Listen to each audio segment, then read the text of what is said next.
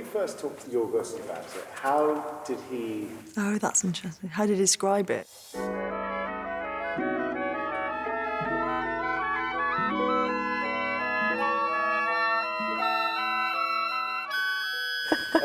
I was quite fascinated by this discordancy between these period costumes and this crazy, less obviously sci-fi history. The process with Yorgos was one of kind of distilling that. He gives you quite a long leash. He doesn't micromanage or tell you what to do, and I found that really fascinating. And I had a whole massive journey of my own, strange body forms in bold, lurid colours. Holly came in with so many boards and so many ideas that were just brilliant. I flew to Athens before our rehearsal process to do a long, early fitting with Holly and Yorgos. We very quickly decided that she may have been dressed in the morning by Mrs. Prim, but has lost most of it by lunchtime. We had a very good starting point with Bella because she's so unique. You can imagine that she would put together her looks in a strange way.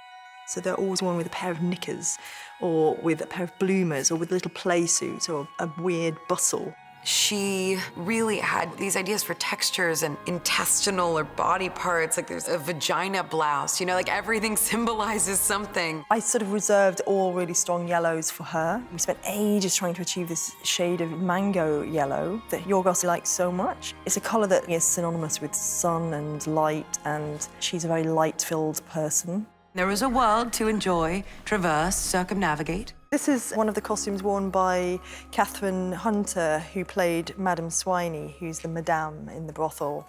I found this fabric, which I really like, 'cause it's super textural, and the crushed velvet, I associate it as being quite a seedy fabric.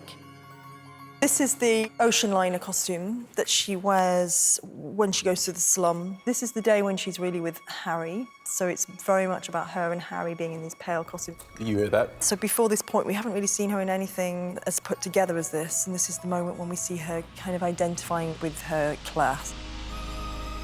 This was not going to be a very traditional period film, so she could work with fabrics, deconstructing the period look. We got the opportunity to reveal layers of garments that we would never normally see in films. Yorgos is really drawn to strange material qualities. He likes things that have a hard-to-place texture. I don't think Yorgos would ever say we're setting this in the 1890s, but he really loved the big sleeves of the 1890s. The silhouette of the period creates this super svelte female body by making the shoulders huge. I think I'm just nervous because of the fall, because that's so constricting. She doesn't wear a corset at all in the film for her performance, particularly when she's very young, like a new person, and at her most childlike. The language of her movement just could not have coped with the corset. And then it's as if she has this separate wardrobe that's almost been waiting for her, that's, you know, a bit more grown up.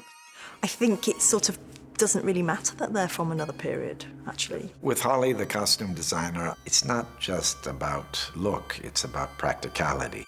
Willem has these boiler suits. We made one that was like based on the idea of what if a smoking jacket was a very tailored smoking jacket boiler suit. I'm actually something of a romantic, Max. And everything has these little sort of smiley pockets that look like orifices, and he plugs his tubing through this funny little hole. Everybody's costume is gorgeous. I could walk down Fifth Avenue with this today. Then actually look cool. Men were very peacockish in the Victorian age. I mean, sumptuous, like wild. We took that to the extreme. I mean, I probably had like 15 fittings. Everything was tailor-made.